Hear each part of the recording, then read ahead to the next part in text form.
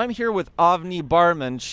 I've talked about her on the podcast before. She's going to share with us how she grew her newsletter to 70,000 people who are diehard fans of hers. I want to ask her some questions. We got the Empire State Building behind us. It is a beautiful night here in New York, New York. I am feeling really good. We just had burritos. I'm so full. Avni is so full. It's really atrocious, but Empire State Building makes everything better. Avni is a tremendous marketer. She is here from San Francisco. She gets crazy brand deals. She has a following now of almost 100,000 across TikTok and Instagram. But the thing about your followers is that they are so loyal. You get crazy engagement from your followers. They come out to your events, which is actually like a lot of people can get 100,000 followers. But how many people can get a lot of people to actually come out to events? And I've been to Avni's events. People come out to Avni's events. She doesn't only get brand deals that pay a lot. She gets brand deals with like top companies. And if you can look at Avni's Instagram and like figure out what companies they are, Avni is crushing. And Wow, thanks, it's dude. my privilege to have Avni on the show today. I really appreciate it. You're crushing it too. We're not even going to get into that. Everyone already believes that. And fully. before this, you were also at a big tech enterprise company. Yep. I was at Atlassian. I was a product manager. Yeah. So Avni has a newsletter, 70,000 people, and I personally just want to hear about how she grew it to 70,000. And if you want to grow a newsletter, if you want to grow an asset, this is going to be an amazing episode. So, okay, what's like the most important thing that you do for your newsletter? Be consistent. Like, you can't miss a day. You can't even miss it by the minute, I think, because How often do your newsletter go out? every 2 weeks. Every 2 weeks. Okay. So you don't miss like a 2-week thing? I don't even miss it by the minute. It has to go out 7 a.m. PST Thursday morning every 2 weeks. I think it's really important because the difference between a newsletter and an Instagram or a TikTok video is that it will show up in every single subscriber's inbox without fail, guaranteed, versus when you post a reel or when you post a TikTok, it's not necessarily going to show up in the For You page of every follower that you have. And so that guaranteed reach is really where you have to be consistent and like not fall through, because then you lose the like expectation of your subscribers. And I do think that's like the entire point of a newsletter, which is that like guaranteed, reliable send that comes in your inbox and you expect it. You really think that makes a big difference? I think so. I also think that obviously like how you grow it is really critical to the type of person that you attract and the content that you make and the brand deals that you make and the monetization potential of it as well. So how you actually grow your subscribers and who actually makes up your list is also incredibly important to be intentional about. For example, let's say you make a bunch of short form content that drives new subscribers to your newsletter that's unrelated to the main things that you like to write about in your newsletter. You're going to get crazy unsubscribes and you're going to get people who are not going to want to click on your content, not going to engage in it, and then you're not going to actually have a newsletter that's an asset for you. How long ago did you start the newsletter? I think it's coming up on 8 months now. So you grew from 0 to 70,000 in 8 months. Yeah. I always wanted to have a newsletter. I love writing, and I think I just woke up one day and just decided to commit to it. How did you grow from 0 to 70,000 subscribers in 8 months? The biggest problem with growing a newsletter that's different from growing an Instagram page or a TikTok page is it doesn't have a natural For You page. So how do people discover your newsletter? You actually have to leverage and lean on the For You page of other social media platforms to drive eyes to your newsletter to actually get people to give you their email and subscribe. But what people will do wrong is they will make viral content. They'll actually make content go viral successfully. And then at the end, they will say, okay, if you liked that and you want more, go subscribe to my newsletter. And pretty much no one will subscribe. So let's say you get 1 million eyes on a viral piece of content, maybe you'll get 100 subs. Like, that's not going to grow it very fast. What I do instead is, instead of saying, hey, subscribe to my newsletter at the end of my viral piece of content, I will say, download this template or download this guide or download something that is actually an actionable resource that relates directly to the post I made, that actually solves their pain point that I'm fully addressing in the post. So it's way higher conversion to actually getting their email. It's way more relevant and specific to the actual piece of content that I made viral. So I'm more likely to get higher conversions on that. And because that content that I'm making an actionable resource on, that I'm making the viral content on, is in the same niche at what my newsletter is about, when they actually get conned to give me my email and they get my newsletter without even realizing they subscribe to it, they're actually really happy with it. They like the content because I've already assessed through my other piece of content that they were looking for it, and then they stay subscribed, and then I have a very low unsubscribe rate. And I'm fully not even telling anyone who's subscribing to my newsletter that they're fully opting into my email. What would an example be of a resource, of a video and then a resource that you give at the end of it, and then also like how do you send out the resource to people? Yeah, so this is one of my, I would say, most viral pieces of content that grew my newsletter, I think by 10,000 subs overnight. I basically made this video about how I quit my job and I didn't really know what to do after that. And I used this method called Odyssey planning and I tweaked it across a few levers. And then that's how I was able to effectively like find my purpose and land onto building my company Genshi. Now I'm curious, what is Odyssey planning? Oh, yeah. So Odyssey planning is this idea of like mapping your 10-year life and making 3 alternate realities of what that 10-year life could be, like 3 potential possibilities of where you could end up. And this is like a really great practice that people sometimes do to imagine different possibilities of where their life can take so that they can maybe pick one and then run through it and have high conviction on that. And I said basically map these 3 realities across 3 levers that are important. So for me, those levers are impact, interest, and income. So impact is like how much impact you're making in the world with that piece of work. Interest is like how much are you interested in it? And then the last one is income. Like, are you actually going to make some money with that shit? And then you would score it. And so instead of you mapping out these 3 different realities and just running with one, well, now you actually have like a scoreboard with a number where there's one that's obviously better than the other. So instead of just leaning on your intuition or randomly going down a path that may not even be right for you, now you have the best possible future, one that's actually highest aligned on these 3 things that are very important for people to feel fulfilled in their life. So that was basically what my video was about. It was like, hey, I quit my job. I live my dream life now. I use this rubric that I made for myself. If you want to use this rubric for yourself, by the way, I told them that the rubric was fully on the video. So I just think it's funny that they had to download it when I already gave in the video. But I said, if you want to use this template for yourself, you can get it in my link in bio for free. And it made me, I think it took me like 5 minutes to like write this template out.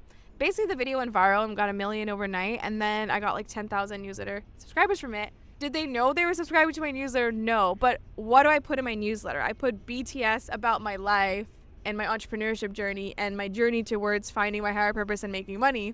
So it's when they get that email newsletter talking about my story and how I did that, they're like already bought in to my story because the content that I went viral on was super aligned to the niche that I was already running my newsletter in. And I think that's really, really critical to understand is that you can't just go viral on anything and to get someone's newsletter because that's called clickbait.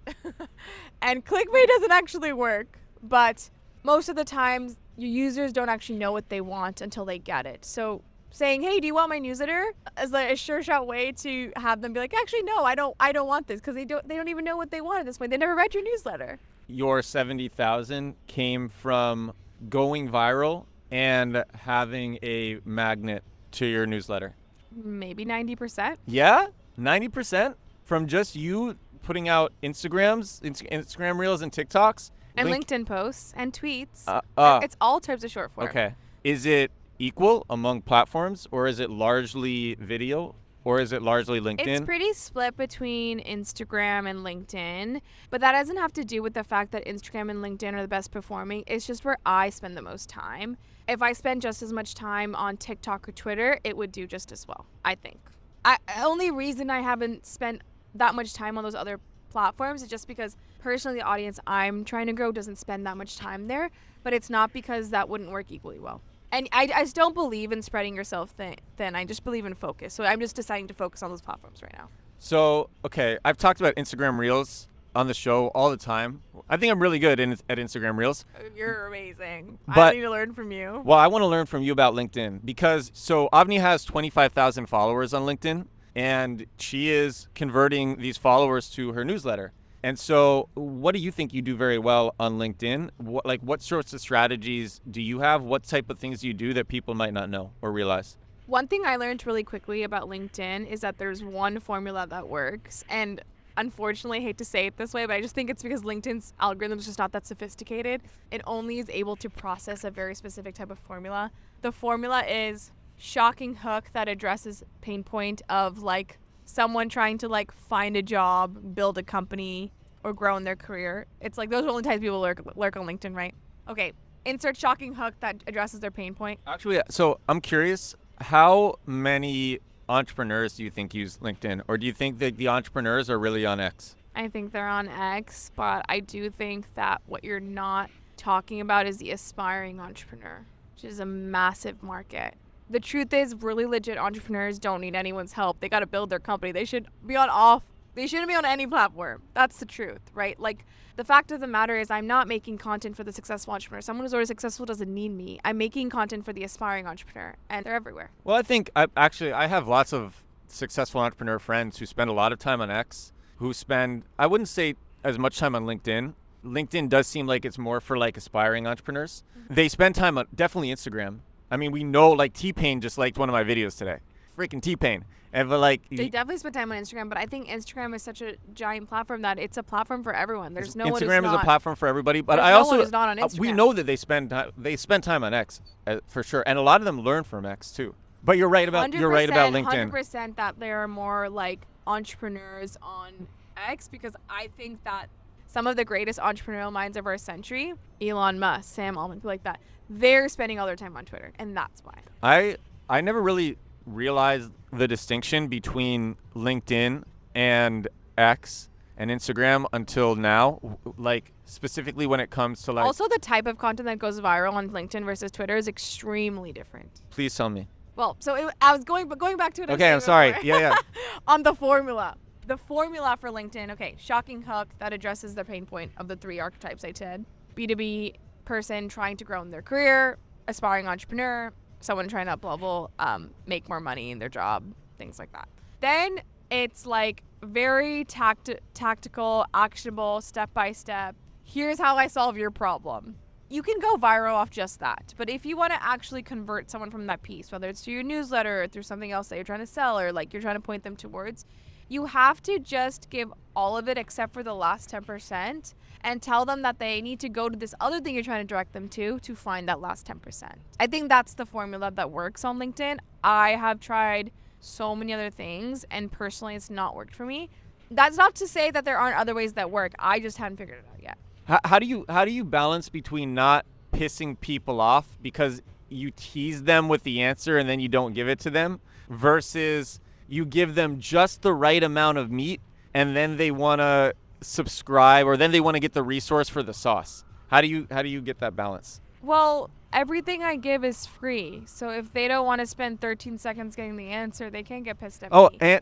And you said you basically already write it, and you just like kind of write it again in a different way, or maybe it's longer in the resource. No, I definitely like give the answer in the resource. Okay.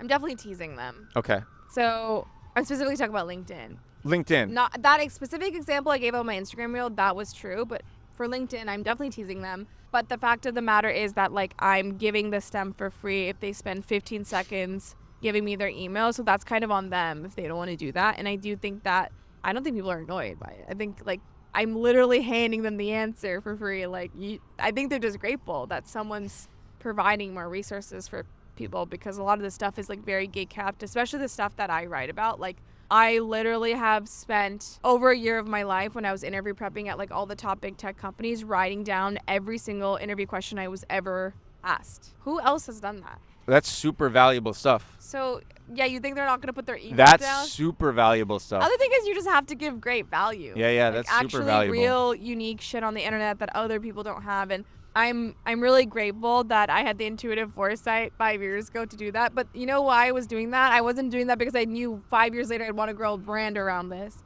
I was doing that because I was trying to share them with my friend because I wanted to be a good friend. And I thought, like, I have this abundance mindset where the way that product management worked for new grads in college was there was basically like 1 or 2 roles in like 5 or 6 big tech companies. So there was maybe like 10 roles available, and there was like hundreds of thousands of people like gunning for the role. So I knew that even if I was the greatest product manager of all time, I needed like pure miracle and luck by my side. And I was like, okay, if I just have an abundance mindset of like giving to everyone else around me who's competing for this role, I have to win in the end.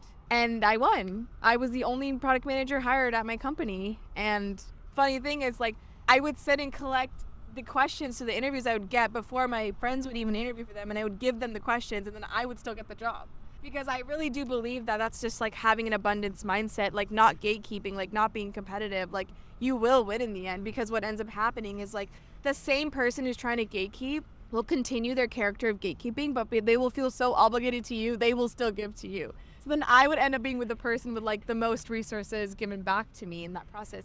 And the fact of the matter is, by the time it circled back to me, like my interview was done. Like I didn't need it. But I definitely think that abundance mindset like really does work when you're trying to like shoot for things that are oftentimes, a lot of this stuff is like really out of your hands, right? Like the only thing I can do is like work really hard, practice for that interview. At the end of the day, like it's completely out of my control whether I get the job or not.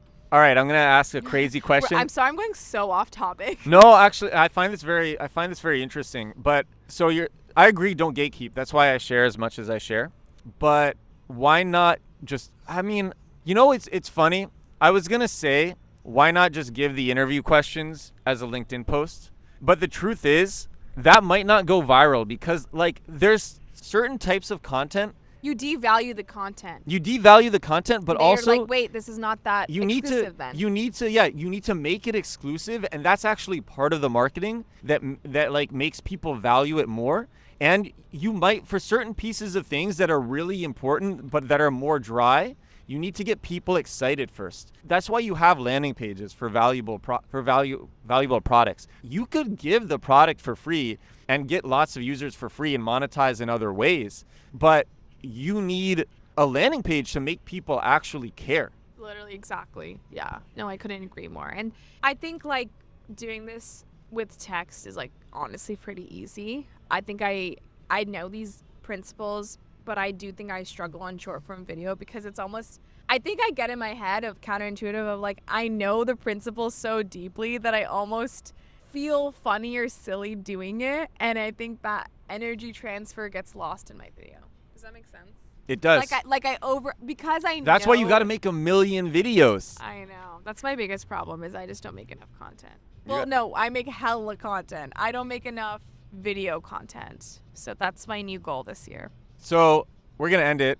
But for Instagram, you are able to give away more. This actually makes a lot of sense. You're able to give away more on Instagram because your energy transference on Instagram can more easily get people excited about the stuff that you're giving away. But on LinkedIn, you need to pump people up more for them to actually care because it's just text. Exactly. And so it kind of sounds to me that if you were going to squeeze one channel to grow a newsletter, LinkedIn might even be better because LinkedIn is all about just creating hype with text. It's better if your newsletter is in the business and tech space. It's not a generic thing. Like, let's say you have a fashion newsletter. Like, it's not going to be good on LinkedIn. That makes perfect sense. This is very valuable. I think this is very valuable. If you think this is valuable, let me know. Follow Avni. Or subscribe to my newsletter. We'll have more tips like this for you. Avni, what's your handle? And Avni is going to be linked to in the description for the podcast. But Avni, what's your handle? It's at Avni Barman _ on all platforms, literally at AVNIBARMAN_. And if you want to check out my newsletter, it'll be in the link in bio of all my socials, or you can just go to generationshe.co and everything will be linked there. Avni's newsletter will also be in the description for this podcast. Avni Barman, thank you so much. I've talked about Avni so much on the show, so it is a pleasure. So honored. Avni is guest number 2 because I never take guests. I get so many people who reach out asking me to be guests. And I don't know them. I don't know if they're going to be good speakers. I don't have time to vet them. Avni is vetted, and I know that Avni is a good speaker. And we got a great view, so I'm happy that we are able to do this episode at freaking 11 p.m. Time to edit this bad boy. Thank you so much for watching.